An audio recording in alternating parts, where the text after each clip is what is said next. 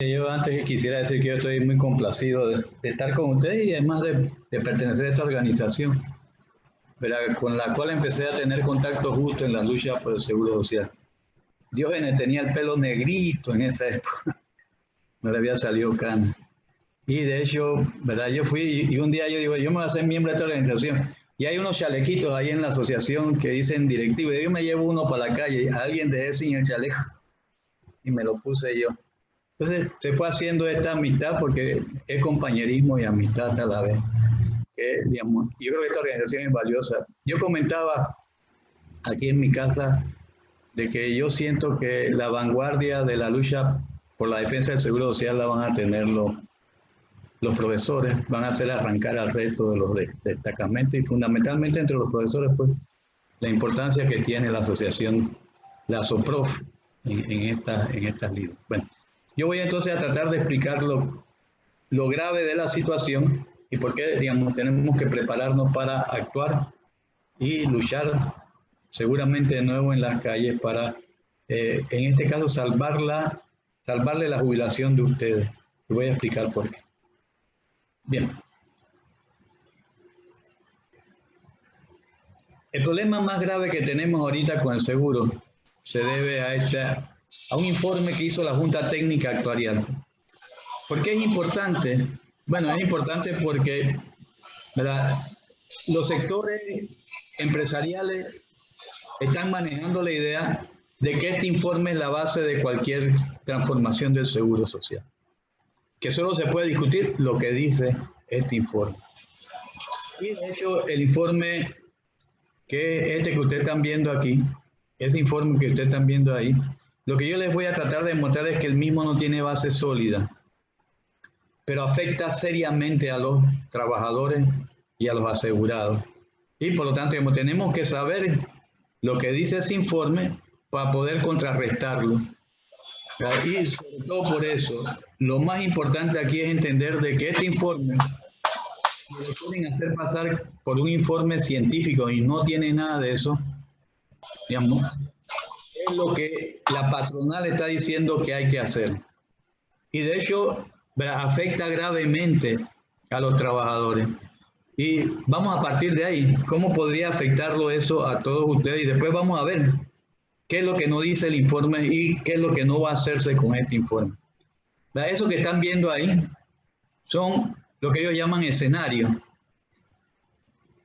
Ellos sienten de que el diálogo es escoger alguno de estos escenarios, que en realidad más que escenarios son propuestas.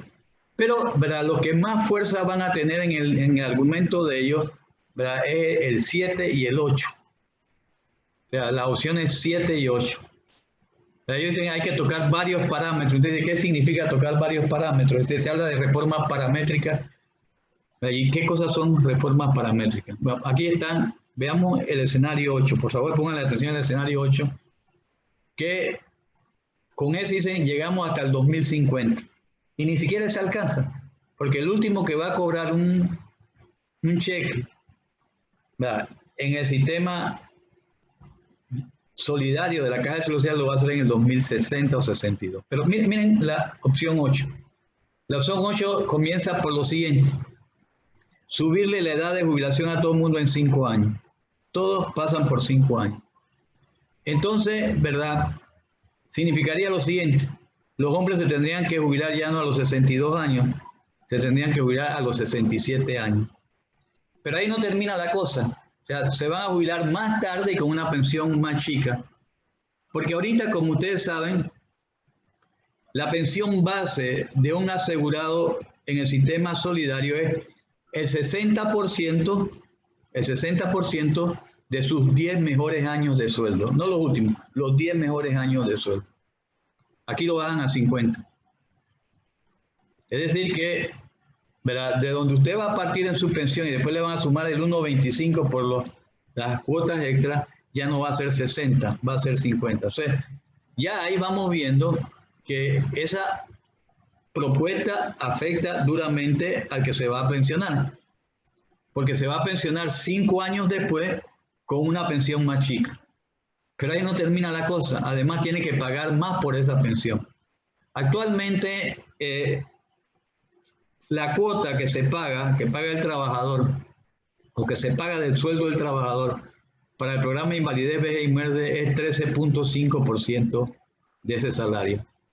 Y entonces, ¿verdad? De hecho, lo que tendrá que pagar el trabajador ya no va a ser 13.5, sino 16.5. O sea, que desde lo que aquí se está diciendo, ¿verdad? Usted tendría que esperar 5 años más los hombres, 5 años más las mujeres, con una pensión más chica, pagando más. O puede ser la opción 7. La opción 7 tiene un fuerte rasgo de inequidad de género, pero tiene otra cosa todavía que, de hecho, no están mejorando, están desmejorando.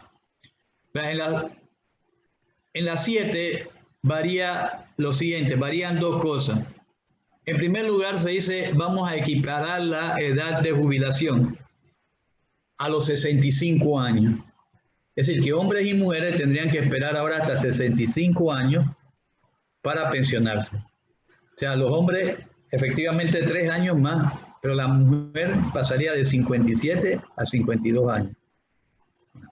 El golpe más duro aquí es de las mujeres. Igual jubilados con una pensión menor, porque la tasa base de reemplazo ya no va a ser 60, sino 50. O sea, de donde usted va a partir ya no es del 60% de sus 10 mejores años, sino del 50%. Pero, ¿verdad? Esta tiene, ¿verdad?, algo que todavía, ¿verdad?, la otra no tenía.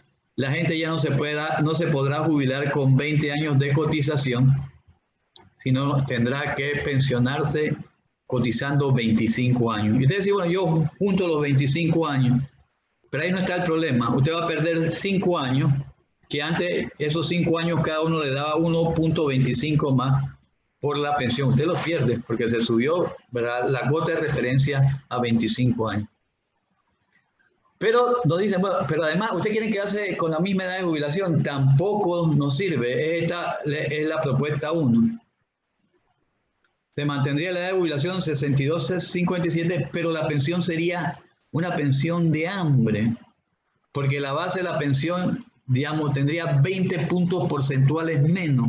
Bajaría de 60% de los 10 mejores años a 40% de los 10 mejores años. La cuota subiría ya no a 16.5, sino a 18.5, y usted tendría que cotizar por 25 años. Dice, además, eso será hasta el 2040. En 2040 habrá que hacer otra reforma. Bien, entonces estamos claros que lo que se está planteando aquí es muy duro para los trabajadores. El PRA, ¿verdad?, prácticamente en todas y cada una de estas, en estos escenarios desaparece, porque el PRA fue diseñado como una pensión puente.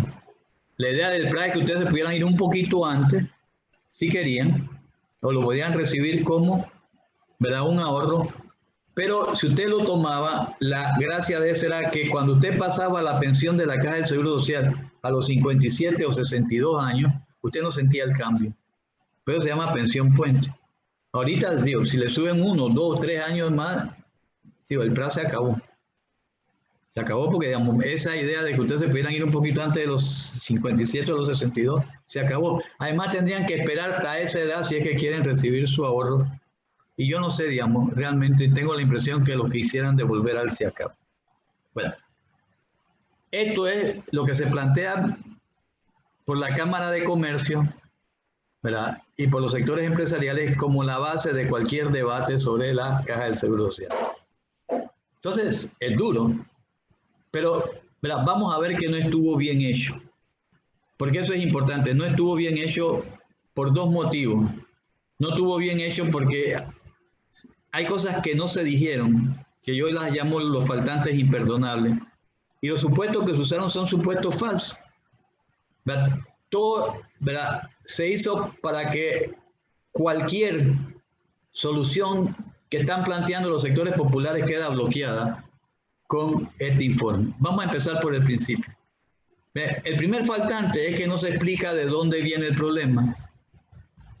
No se no se señala, ¿verdad?, que el problema proviene, el grave problema que tiene la Caja del Seguro Social proviene del contenido de la Ley 51, que fue aprobada el 27 de diciembre del 2005. Ustedes se dan cuenta, ¿verdad?, las argucias que hay. Esa ley la aprobaron entre la Navidad y el Año Nuevo. Y eso es lo que después, como se dijo aquí, lo dijo Dalia, ¿verdad?, se empezó a conocer como la ley de la muerte. Bien, ¿dónde está el problema entonces? Y ustedes todos somos educadores y le enseñamos a nuestros estudiantes que el primer paso para resolver un problema es hacer un diagnóstico correcto. Aquí no se quiso hacer el diagnóstico correcto y vamos a tratar de hacerlo. ¿Por qué tiene problema el programa de invalidez, vejez y muerte solidario? Por lo siguiente, bien, la ley 51 dividió la Caja del Seguro Social en dos. Dividió el programa de invalidez, vejez y muerte en dos, que los llaman subsistemas, pero son dos regímenes distintos de pensionarse. Hay un sistema que se llama subsistema de beneficios definidos, que es un subsistema, ¿verdad?, es un subsistema solidario. Y por otro lado, crearon un subsistema mixto, que es un subsistema básicamente de cuentas individuales. Entonces hay un sistema solidario y un sistema básicamente de cuentas individuales. Y el año 2008 juega un papel clave en qué es lo que está ocurriendo. Porque toda aquella persona que entró a trabajar en la caja, que entró a trabajar y empezó a cotizar a la Caja del Seguro Social en el 2008, del 2008 en adelante, obligatoriamente, no por voluntad, obligatoriamente tiene que ir al sistema de cuentas individuales. Es decir, si apareciera un profesor joven que dice yo quiero ser solidario y va a la Caja del Seguro Social y dice yo me quiero apuntar en el solidario, le dicen no. Todo el que entró a trabajar y cotizó a partir del 2008 obligatoriamente tiene que entrar al sistema de cuentas individuales. O sea que en el subsistema mixto no entra más nadie. Del 2008 para acá nadie se puede inscribir en este sistema solidario. Bien, eso creó, lo que quedamos en el sistema solidario somos lo que se llama un grupo cerrado. Y en un grupo cerrado no entra más nadie. La edad va avanzando, pero nadie puede entrar. No hay nueva gente que entre a ese sistema. Y por lo tanto, digamos, de los que estamos ahí, cada día va a haber un aumento de la edad. La gente va a ir creciendo en edad, pero, ¿verdad?, cada vez va a haber más personas pensionadas y no va a haber nunca más cotizantes porque no pueden entrar ahí. Bien, además de eso, en el artículo 157 se dividieron los fondos. Y como ustedes ven, digamos, los fondos quedaron totalmente separados. De manera tal de que los fondos de cada subsistema no podrán ser empleados para cubrir los gastos del otro subsistema, ni podrán transferirse recursos de uno a otro. O sea que el nuevo sistema no puede servir para financiar el sistema solidario. ¿Y qué tiene eso que ver? Bien, les voy a explicar con un pequeño ejemplo, suponiendo que hay 4 generaciones, y ustedes piensen que son la 4ª generación. Se llaman cohortes en el lenguaje que usan los que hacen demografía y estudios actuariales. Vamos a pensarlo como, ¿verdad?, una larga, una gran generación que quedó en el sistema solidario. Bien, el sistema solidario es un sistema, como su nombre lo indica, solidario. ¿Verdad? Cuando la generación 1 llegó a su edad de pensión, la generación 2 estaba activa y estaba pagando cuotas para que se cubrieran las pensiones de la generación 1. Por eso es solidario. O sea, la generación 2 en el fondo pagó en gran medida las pensiones de la generación 1. Cuando le tocó el turno a la generación 2 de llegar a la edad de jubilación, entonces la generación 3 estaba cotizando a la Caja del Seguro Social y estaba dando el ingreso a la Caja del Seguro Social para pagar las pensiones de la generación 2. Cuando la generación 2 se pensionó y está pensionada ahorita, ¿verdad?, ustedes, la generación 4, están cotizando para cubrir esas cuotas. O sea, los que están pensionados, ¿verdad?, en gran medida, en la medida más grande de los recursos, vienen ¿de dónde? De la cuota de los que están activos. Ustedes, ¿verdad?, por así decirlo, están cumpliendo con un pacto social que era la seguridad social, que decía, bueno, usted cotiza y después recibe, pero ustedes no tienen quien los ampare porque ustedes que son la generación 4, cuando lleguen a la edad de pensionamiento no hay nadie atrás. Porque los que debían haber, la generación que debía de haber servido para que ustedes tuvieran una base solidaria y que alguien pagara cuotas para que ustedes recibieran una pensión, simplemente se la llevaron a otro sistema. Es decir, que si ahorita usted me pregunta, ¿y cómo me voy a pensionar con este sistema? Yo no tengo idea. No tengo ninguna otra idea de decir, hay que pelear porque todo vuelva a la solidaridad. Porque ustedes son una generación que hicieron solidaridad y, digamos, es del peor gusto y es inético decirle ahora, bueno, yo no sé quién les va a pagar la sacrificio. Entonces ustedes lo que tienen que hacer es sacrificio ustedes mismos. Súbanse la edad de jubilación, súbanse las cuotas, bajen las pensiones, porque a ustedes le quitaron la generación que debía ser el apoyo de ustedes, que era lo que podría haber sido la generación 5, pero se la llevaron al sistema de cuentas individuales y esa generación no puede de ninguna manera, según esta ley, ayudarlos a ustedes en su pensión. ¿Verdad? El informe no dice nada de esto. Entonces, como no dice nada de esto, tampoco entiende o no quiere entender lo que está pasando. Y su respuesta es esa. Bueno, el problema, páguense usted mismo, bájense las pensiones, pensionense más tarde, paguen más cuotas para ver si se van con algo para la casa.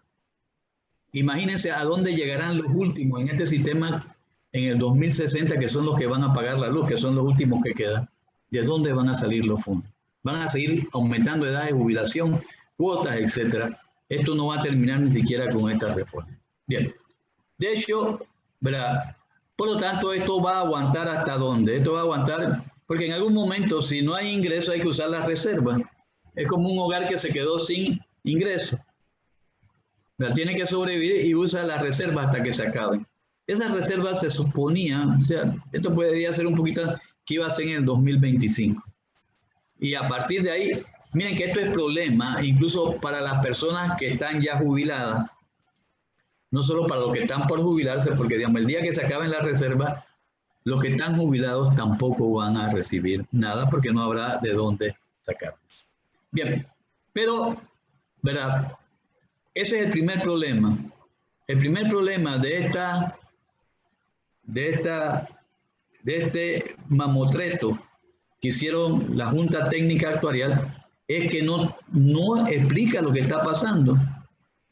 El sistema lo mataron, no es que se estaba muriendo, o sea, rompieron un pacto social, un acuerdo social, incluso legal, porque lo que usted estaba cotizando, porque la ley decía, si usted cotiza, después se jubila, y por eso se llama de beneficio definido, porque es un sistema en que si usted sabe cuánto cotizó, debería saber cuánto va a recibir.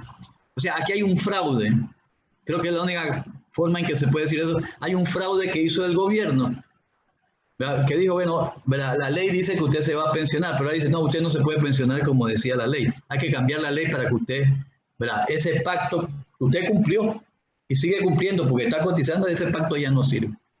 Entonces, aquí se habla mucho de seguridad jurídica cuando se trata de los empresarios, nunca se habla de seguridad jurídica cuando se trata de trabajadores, educadores. Bien, pero ese no es el último, no es el único, ni el único faltante. Entonces la empezaron a decir, no, es que va a ser antes del 2025. ¿Y por qué va a ser antes del 2025? Bueno, porque llegó el COVID-19. Y en efecto, el COVID-19, ¿verdad? La Caja del Seguro Social está recibiendo menos cotizaciones que las que debía recibir. Porque, bueno, hay un momento en que hubieron hasta 260,000 personas con contrato de trabajo suspendido. Y de hecho, bueno, no estaban pagando cuotas. Hay otros que están trabajando a medio tiempo. Eso es cierto. Entonces ellos ajustaron la proyección de ingresos hacia la baja. Y eso es correcto. Pero se les olvidó la otra cosa. ¿Verdad? Que la pandemia, si bien está afectando los ingresos, también está afectando los gastos. ¿Por qué? Porque esta es una pandemia que, que ataca fundamentalmente y con más fuerza y con más virulencia a las personas que están en edad de por jubilarse o jubilados. O sea que si la Junta Técnica Asesora quiso hacer el ajuste del COVID, también tendría que haber hecho lo siguiente: ¿cuántos pensionados se han muerto? ¿Cuántos de los que se iban a pensionar han muerto? Porque siempre se habla de la bendita esperanza de vida.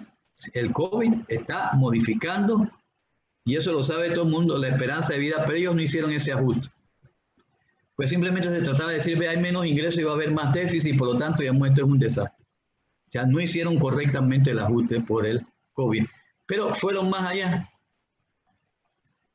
Miren, hay una cosa muy importante que habría que saber y que tampoco tomaron en cuenta, porque la esperanza de vida, como están usando los actuarios de la Caja del Seguro Social, esa esperanza de vida es un promedio.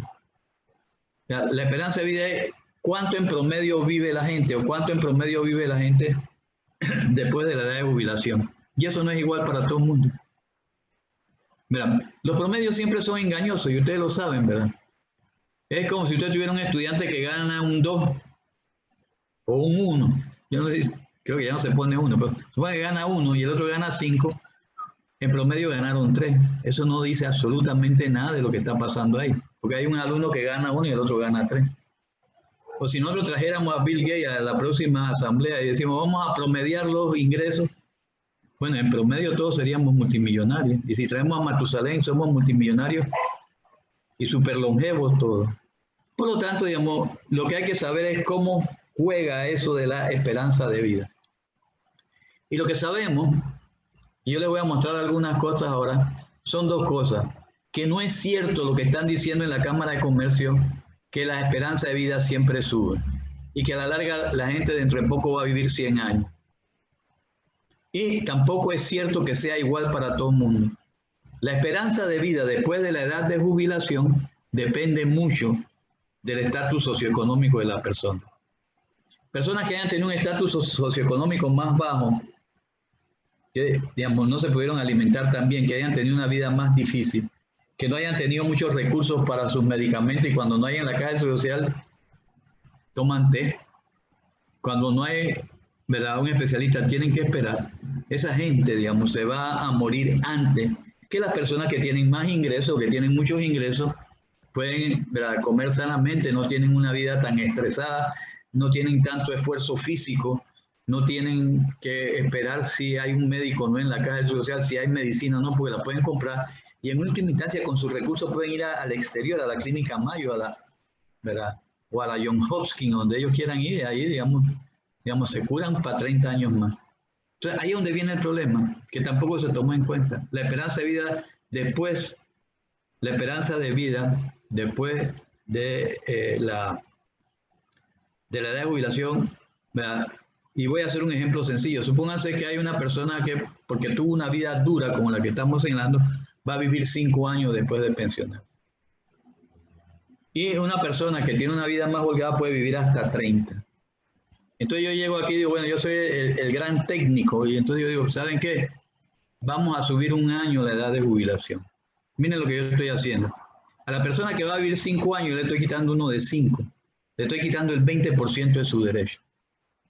Y a la persona que va a vivir 30 años solo le estoy quitando uno de 30. O sea que aumentar la edad de jubilación siempre afecta a los más vulnerables. Si usted ve la tabla que yo les mostré de poner 5 años más, hay gente que va a morir en esos 5 años, no va a haber nunca la pensión. No. Y la pregunta es si se van a morir, en esos 5 años se van a morir la gente de menos ingresos o la gente de más ingresos. Y es evidente que la gente de más ingresos tiene más probabilidad de pasar los 5 años que la gente de menos ingresos. Y ese es el problema que nosotros insistimos que hay que discutir. Cuando hablemos de demografía, hablemos de demografía de verdad. Demografía no con promedio, demografía, ¿verdad?, de la realidad de lo que pasa.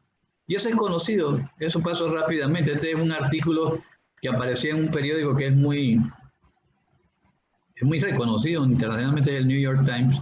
Y este señor, digamos, que se llama Neil Irving, escribió un artículo donde él señala eso, incluso en los países de desarrollo, dice, las personas ricas viven más tiempo.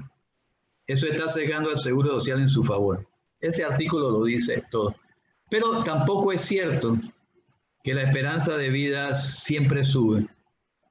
Eso que está ahí, que están viendo ahorita, es un artículo que escribió Joseph Stiglitz. Joseph Stiglitz fue Premio Nobel de Economía en el 2001, si mal no recuerdo. E incluso la publicó en una revista del Fondo Monetario Internacional que se llama Finanzas y Desarrollo. Pero él dice ahí con mucha claridad, y así es, que en Estados Unidos, que es un país desarrollado, la esperanza de vida de hoy es inferior a la de 7 años atrás. Que hay factores que están echando para atrás la esperanza de vida, a diferencia de lo que dice la Cámara de Comercio, que siempre está creciendo.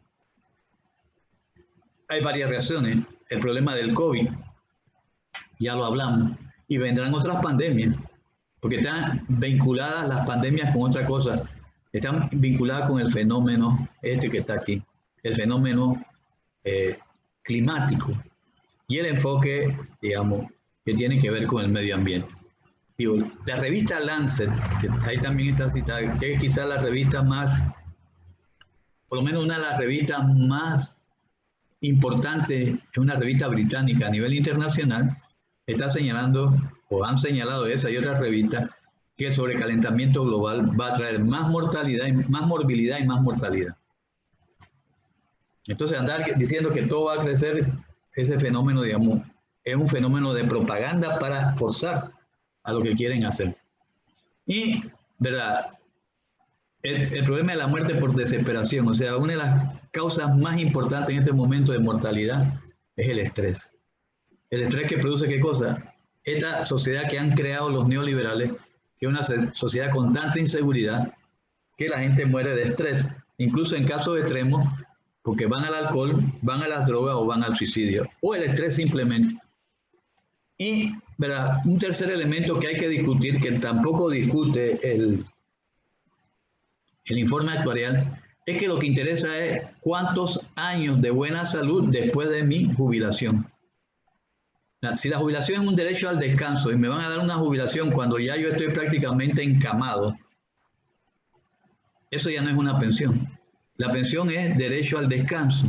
Derecho al descanso es que, ¿verdad? Después de un largo periodo de trabajo, la sociedad me reconoce el derecho de hacer cosas que yo por estar trabajando no podía hacer.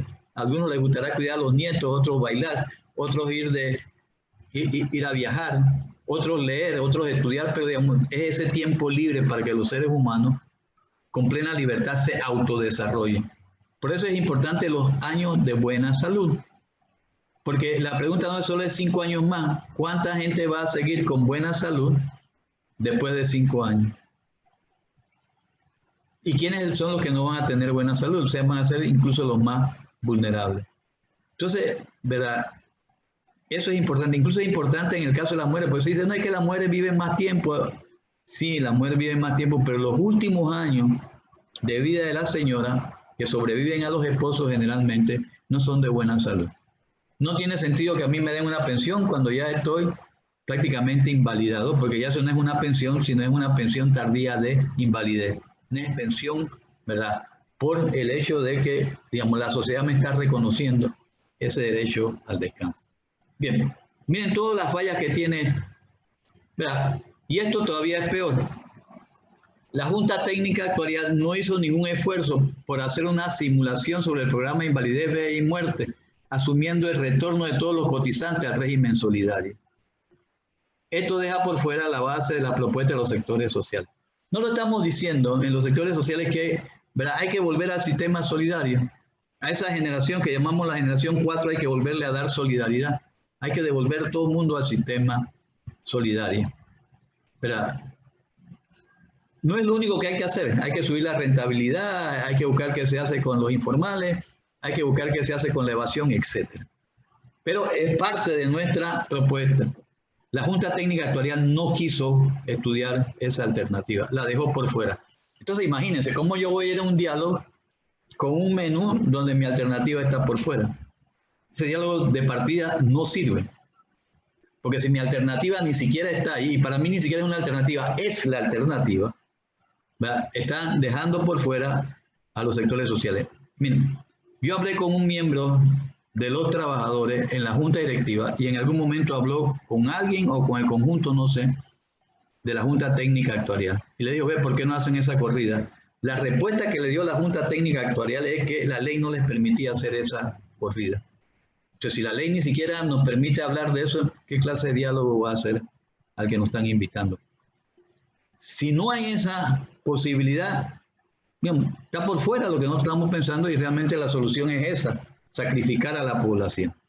Bien, vamos ahora a los supuestos, rápidamente los supuestos para que ustedes tengan tiempo de preguntar. Bien, en primer lugar lo que yo les quiero decir es que ese documento tiene tanto faltante como es este último que vimos, que para mí no tiene un análisis científico, porque digamos, no se tomaron en cuenta las diferencias de mortalidad, dejaron por fuera la idea de poder volver al sistema solidario, no explicaron de dónde venía el problema, pero encima de eso usaron unos supuestos que son increíbles. Son supuestos siempre dedicados a dejar por fuera las soluciones que tenemos los sectores populares. Bien, en primer lugar, ¿verdad? Hicieron un cálculo, para poder saber lo que va a pasar adelante uno tiene que calcular cuánta gente va a cotizar en la Caja de Seguro Social y cuánto van a cotizar. Entonces ellos utilizaron los coeficientes de los últimos 4 años, como si todo lo que hubiera pasado en los últimos 4 años estaba bien. Si yo digo, voy a calcular las cosas como si lo que pasó en los 4 últimos años, esos coeficientes me sirven para saber cuánto va a haber en el futuro. ¿Verdad? Estamos dejando por fuera modificaciones muy importantes para salvar el sistema solidario, pero muy, muy importante. Veamos por qué. Porque por comenzar, por el sistema económico que hay en Panamá, el 31.6%, casi que el 32% de la población económicamente activa para nada cotiza en la Caja del Seguro Social. Entonces, digamos, parte de la solución sería, ¿verdad?, captar más cotizantes. ¿Por dónde? Miren esto, por comenzar por ahí. Esto que está aquí son los trabajadores prácticamente urbanos, porque en Panamá la informalidad no se mide en el campo, no la miden simplemente, ahí es prácticamente total. Pero veamos esto que sí sabemos, que son los trabajadores formales e informales de la ciudad. ¿Verdad? Que nos dice que hay que hacer un esfuerzo porque haya más cotizantes en la caja, y eso tiene que ver con la formalización de los informales. Bien, si usted ve aquí, en esta gráfica que está aquí, ¿verdad?, los trabajadores informales son casi que el 45% de los trabajadores urbanos. Entonces, digamos, si la Caja de Seguro Social quiere sobrevivir solidariamente, tiene que, incluso la CEPAL hoy acaba de publicar un documento, guía para todos los países, donde dice, entre otras cosas, que el seguro social hay que universalizarlo, hay que buscar cómo, ¿verdad?, esta gente se pueda. Entonces, por ejemplo, digamos, eso nos lleva a discutir, si hubiera un diálogo, de que el problema que hay en Panamá es que tenemos un sistema económico que excluye a mucha gente. No es capaz de crear empleo decente, concentra la riqueza y eso produce esa situación. Pero ellos no quieren discutir eso. Nosotros tenemos que discutir eso, porque si no nos dejamos, simplemente pásame la aplanadora pues, y que siga todo tal como está. Incluso en muchos países lo que se hace es lo siguiente: para que esta gente pueda participar, el Estado le paga la parte patronal, porque digamos, un informal cuenta propia le cuesta trabajo entrar al seguro, pues tendría que pagar la cuota obrera y la cuota patronal, y no la aguanta. Entonces, en muchos países lo que se ha hecho es que la cuota del empleador la pone el Estado, porque esa va básicamente a salud. Y la responsabilidad de salud es del Estado, aunque no la quiera reconocer y quiera recostarla toda sobre la seguridad social. Y la otra parte, pues él cotiza para poder tener en algún momento una pensión. Por tanto, para la Junta Técnica Actuarial está bueno que haya informales. A ellos eso no les parece anormal, eso habría que quedarse ahí, eso habría que seguir haciendo proyecciones como si eso fuera cierto. Pero veamos un poco lo siguiente. La otra cosa, y hasta los documentos del Fondo Monetario Internacional lo están diciendo, ¿verdad?, una fuente importante, si se juntan los dos sistemas, de que haya más cotización es que la mujer pueda participar más en la seguridad social. O sea, que haya equidad de género. Equidad de género en el trabajo, la calidad del trabajo y los salarios. O sea, en Panamá esas tres cosas no se dan. Incluso cuando la mujer llega al mundo asalariado, la mujer, en el fondo, al mismo nivel de educación, generalmente tiene un salario inferior al hombre. Eso afecta al seguro social desde luego. Pero miren, si usted ve cuántos cotizantes hay en la Caja del Seguro Social, de cada 100 cotizantes, 60 son hombres y solo 40 mujeres. O sea, esa es otra cosa que habría que pensar, cómo nuestro sistema hay que mejorarlo para que un sistema socioeconómico más equitativo apoye un seguro social solidario más equitativo. Pero hay algo que después nos va a servir en los ingresos, que es esto que está aquí. O sea, porque parte de esa informalidad es directamente hecha por los empleadores. Esta es la encuesta de hogares de agosto del 2019. La hace la Contraloría. Y como ustedes ven, aquí hay una categoría de trabajadores que resulta extraña, porque miren acá, aquí dice empleo informal, y aquí está lo que decía casi el 45%, pero dentro de ese empleo informal hay empleo informal en empresas del sector formal. O sea que hay trabajadores informales dentro de las empresas del sector formal. Sí, en efecto son trabajadores del sector formal, son empresas que tienen todos sus permisos de operación, ¿verdad? Que llevan bien su contabilidad, ¿verdad? Que tienen una tecnología adecuada, ¿verdad? Y no son microempresas ni algo que se les parezca, ¿verdad? Y además hasta los empresarios pueden ser miembros de la Cámara de Comercio, de la PEDE, de la CONEP, de lo que fuera. Pero, ¿por qué esos trabajadores que trabajan en esas empresas formales se les cataloga como trabajadores informales y da esa categoría tan rara que son los trabajadores informales de las empresas formales?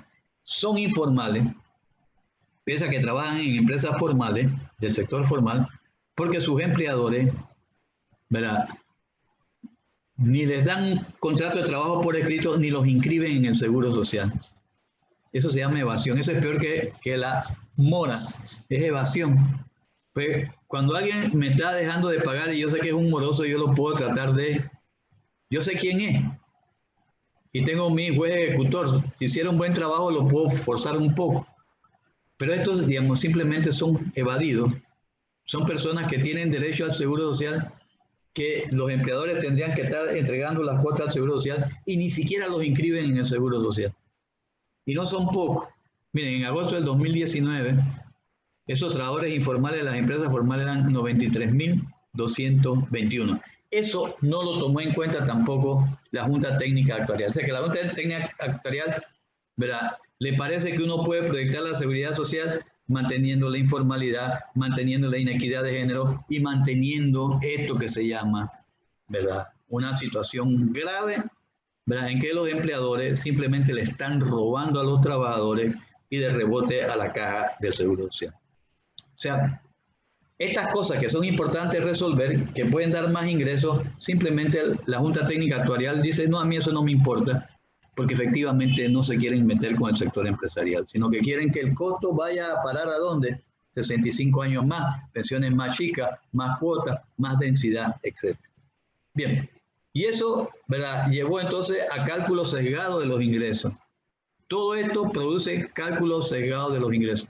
Empecemos por el principio, la evasión.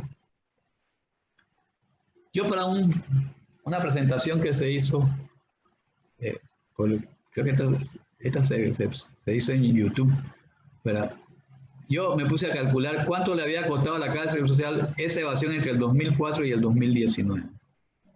Y se calculó el número de evadidos, el salario medio mensual de las personas, el salario medio anual, se le aplicó a eso, ¿verdad?, la tasa de cotización y miren lo que salió.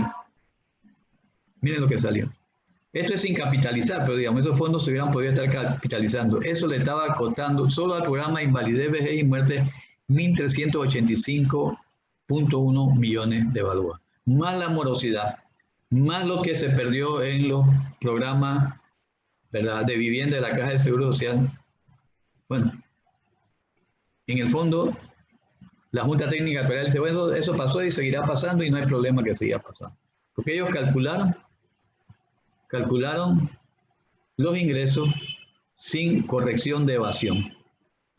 Lo hicieron por lo que se cotiza en los últimos años. Entonces los evadidos, como no estaban, tampoco estaban su emolumento. Y también dijeron, bueno, es que los salarios van a seguir la tendencia histórica. Pero lo hicieron, debo admitir, lo hicieron por sexo y por edad. Pero, ¿verdad? Ese es un mal supuesto, es un supuesto que confirma lo que está pasando en el país. ¿Verdad? Supuesto que nosotros no podemos admitir en un debate real de la Caja de Seguro Social. En el sentido de que históricamente en Panamá, en los últimos años, lo que se ha venido dando es un deterioro de la participación de los salarios en el Producto Interno Bruto. Bien, si ustedes ven aquí la línea azul, es la participación de los salarios que se llaman remuneraciones en el lenguaje estadístico, ¿verdad? La remuneración de los trabajadores en el Producto Interno Bruto. Y cayó, vamos a ponerlo así, de cada 100 balboas que se producían en el 2017, 32 balboas iban a los salarios. Eso ha caído hasta 25.6. O sea, decir que los salarios van a seguir creciendo al mismo ritmo, ¿verdad? Es decir también que las ganancias deben de, la línea roja son las ganancias, de 43.6 a 56.6. O sea, que la Junta Técnica Actuarial aceptó como buena la creciente, ¿verdad?, inequidad que existe en la distribución de los ingresos entre las ganancias, entre los beneficios y los salarios. Nosotros decimos no. Ya que ustedes lo ven, estos son números índices. Olvídense del uno que va adelante. Entre el 2000 y el 2016, la productividad, el índice de la productividad del trabajo creció en 67.6. Sin embargo, el salario medio real solo creció en 19.7%. O sea que, ¿verdad?, todo eso que decimos, Panamá es el que más crece y es, bueno, ese crecimiento fue a parar básicamente aquí, a la línea roja, que son las ganancias. Entonces, yo no puedo aceptar un informe actuarial que dice que eso es normal. Yo quisiera hacer una corrida donde diga, bueno, vamos a empezar a corregir esto. O sea, vamos a empezar a devolver para atrás hacia los trabajadores y eso va a ayudar al Seguro Social a tener más recursos. Eso, digamos, para ello, ¿verdad?, lo único que tiene que cambiar es la edad de jubilación, lo único que tiene que cambiar es la cuota, lo único que tiene que cambiar es, ¿verdad?, la tasa de reemplazo. Todo contra la población, nada en favor de los asegurados, donde, ¿verdad?, los sectores que dominan este país tienen que poner y tienen que cumplir con las leyes. Bien, además, ¿verdad?, básicamente se mantuvo la rentabilidad de la Caja de Seguro Social de acuerdo a los resultados históricos. Bueno, eso significa que la rentabilidad de la Caja, cuando hicieron la proyección de los ingresos, se va a quedar igualita como está. Y una de las cosas que hemos estado diciendo los sectores populares es que esa rentabilidad hay que levantarla. Y hay que levantarla dirigiéndola a inversiones productivas y seguras que además creen más empleo para que la población con más empleo a su vez pueda cotizar más también a la Caja de Seguridad. Eso tampoco, digamos, todo, ¿verdad?, aquí solo debe cambiar la Caja de Seguro Social en contra de la población para que más nada cambie en este país. Tampoco, y cierro con esto porque para decírselo a los jóvenes, tampoco se planteó con objetividad los problemas de las cuentas individuales. Y anda por ahí la gente de la P diciendo, no, es que van a dañar a los jóvenes porque le van a quitar sus cuentas individuales. ¿Verdad? Eso es mentira. Voy a decir por qué es mentira. Bien, en primer lugar, miren lo que dice, para que ustedes se lo puedan explicar a los profesores jóvenes. Hay un error muy grave, no sé cómo llegó ahí, en el informe actuarial. Dice, para el segundo grupo, o sea, hablando de las personas que entraron a trabajar después del 2008, miren lo que dice. En la página 50, no la estamos inventando. Para el segundo grupo, o sea, los que entraron a trabajar después del 2008, las pensiones de vejez podrían darse en teoría en cualquier momento. Ahí falta la palabra en cualquier momento, ya que no se restringe la edad. O sea, lo que le están mandando aquí es un mensaje falso a los jóvenes, y ustedes no les va a subir la edad de jubilación. Pues dice, se podría dar y de ahí falta en cualquier momento, ya que no se restringe la edad. Como si ellos se pudieran seguir jubilando a los 57 y a los 67. Es mentira. Es mentira porque el artículo 198 de la Ley Orgánica de la Caja de Seguridad, refiriéndose a esa persona, dice, el asegurado participante en este componente del subsistema mixto, o sea, de cuentas individuales, tendrá derecho a reclamar una pensión de retiro por vejez determinada sobre el monto total aportado y capitalizado de su cuenta de ahorro, siempre y cuando cumpla con los requisitos de cuota y edad establecidos en el componente de beneficio definido.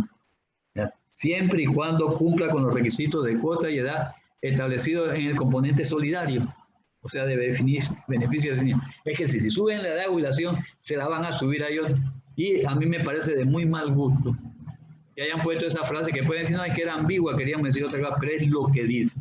Eso es mentira. Hay que explicarle a los muchachos que a ellos también le van a subir la edad de jubilación y que se van a jubilar con una miseria. Por dos razones, ¿verdad? Eso va a ocurrir. La primera razón es que los salarios en Panamá son bajos. ¿Verdad? El que gana 500 balboas está poniendo 0 en su cuenta individual. El que toda su viaje, todo el tiempo ganó 500 balboas, incluso ustedes tienen que tener eso claro, decirse a los muchachos. De los primeros 500 balboas que alguien se gane, por ejemplo, gana 1000, los primeros 500 balboas, toda la cotización va a la pensión para asegurar la pensión mínima. O sea que, ¿verdad? Alguien que gana, digamos, 800 balboas, él solo está poniendo en su cuenta individual, ¿verdad?, lo que corresponde a 200 balboas. Si gana 800, a 300 balboas. 500 va a lo otro. Pero, ¿verdad?, quizás lo más importante es que además la tasa de interés es muy baja. La tasa de interés está prácticamente en 0. Entonces, salarios bajos, con tasa de interés baja, el día que se vayan a jubilar, ese fondo capitalizado va a ser de miseria. Y uno tiene que verse, de hecho, y los jóvenes tendrían que verse en lo que pasó en el país paradigmático de las cuentas individuales, que es Chile. Esto que está aquí es un informe final, que cuando era la presidenta Bachelet, ella nombró a algo que se llamó, a esta comisión que se llamó la Comisión Bravo, por el nombre de la persona que lo dirigía. Y ellos hicieron ese informe. Y miren lo que dice en la página 91. Un 50% de los pensionados entre los años 2025 y 2035 obtendrán tasas de reemplazo igual o inferiores al 15% promedio de los últimos 10 años. ¿Qué significa eso? Que la pensión de ellos va a ser el 15% del salario que tenían, su pensión equivaldrá al 15% del salario que tenían en los 10 últimos años. ¿Sí? Aquí, ¿verdad?, ustedes invitaron a unos profesores chilenos que vinieron, y en el seminario que se hizo ahí en la universidad se les preguntó, ¿y ustedes con cuánto se pensionan? Y son profesores así como ustedes. Entonces dijeron que ellos, con este sistema de cuentas individuales, se estaban pensionando aproximadamente con 200 balboas al mes. Y que entonces ellos estaban obligados como educadores a seguir trabajando hasta que se enfermaran y ya quedaran invalidados, pues ya no podían seguir, o simplemente hasta que se morían. Eso hay que explicárselo a los jóvenes. El 80% de los jubilados van a recibir en Chile pensiones inferiores al salario mínimo. Eso es lo que explica el triunfo en Chile, entre otras cosas. O sea, una educación donde le negaron a los jóvenes la edad, la gratuidad de la educación pública, le negaron a los trabajadores salarios decentes y todavía peor a los pensionados y jubilados. Se les negó del todo la posibilidad de pensionarse con dignidad. ¿Sí? Eso es lo que explica por qué la gente, digamos, con su lucha en la calle, lucha pacífica, obviamente, lograron lo que lograron el domingo. Han logrado que se reescriba la página de nuevo de Chile. Aquí nosotros necesitamos asegurarnos que también la historia de Panamá se repita, ¿verdad?, en la educación, en la seguridad social y en la salud. Miren, ustedes y andan diciendo es que el Estado no podría apoyar a la Caja de Seguro Social, pero para no poner más filmina no está ahí, pero yo les puedo decir lo siguiente: en Panamá hay de dónde. La evasión fiscal en Panamá es el 80% del Producto Interno Bruto. Somos los campeones. El promedio en América Latina con todas las oligarquías latinoamericanas es 60%, en Panamá es 80%, es 8%. ¿Verdad? ¿Verdad? Sí, nosotros estamos muy por arriba del promedio de las oligarquías criollas de América Latina, que evaden 60% del PIB. Nosotros aquí, los nuestros evaden 80% del PIB. Porque ellos son los que evaden. Ustedes tienen que pagar su impuesto sobre la renta, lo pagan, se lo descuentan. ¿Verdad? Encima de eso, se ha calculado en algún momento que la corrupción puede costar entre el 3 y el 4% del Producto Interno Bruto. Estamos hablando, ¿verdad?, entre el 11 y el 12% del Producto Interno Bruto. Más lo que da el canal, que son 1.700 millones, y va a seguir siendo después más, que puede ser entre el 1 y el 2% del Producto Interno Bruto. Bueno, entonces miren, ¿cómo es que no puede el Estado ayudar? La pregunta en este país, ¿por qué no hay educación buena? ¿Por qué no hay salud buena? ¿Y por qué no hay, verdad, además, una salida honrosa en las pensiones? Simplemente porque aquí hay un grupito que son los que evaden, ¿verdad?, que son los que, porque digamos, no es un trabajador asalariado el que corrompe, sino son los altos funcionarios con empresarios corruptos, y encima de eso, ¿verdad?, se despilfarra para que los más ricos no paguen impuestos, ¿verdad?, se despilfarra, y para que los políticos hagan clientelismo, se despilfarra lo que viene del Canal de Panamá. Entonces, si vamos a discutir de seguridad social, estamos discutiendo también de educación, de salud y de la necesidad de que este país cambie, ¿verdad?, el modelo que lleva ahorita, que es un modelo que concentra y excluye a otros, ¿verdad? Eso tiene que ser parte del debate que nosotros tenemos que hacer sobre este tema y no centrarnos en, ¿verdad?, este trabajo mal hecho que hizo la Junta Técnica Actuarial. Yo termino diciendo lo siguiente: hay que empezar a quitarle legitimidad a ese documento. Pues ese documento lo quisieron pasar como el documento científico más allá de lo cual no se debía discutir. Y es todo lo contrario. Ese documento puede servir para reforzar los intereses de los sectores dominantes de este país frente a la seguridad social, pero es absolutamente inútil para dar una respuesta correcta a la población. Bien, yo lo dejo aquí porque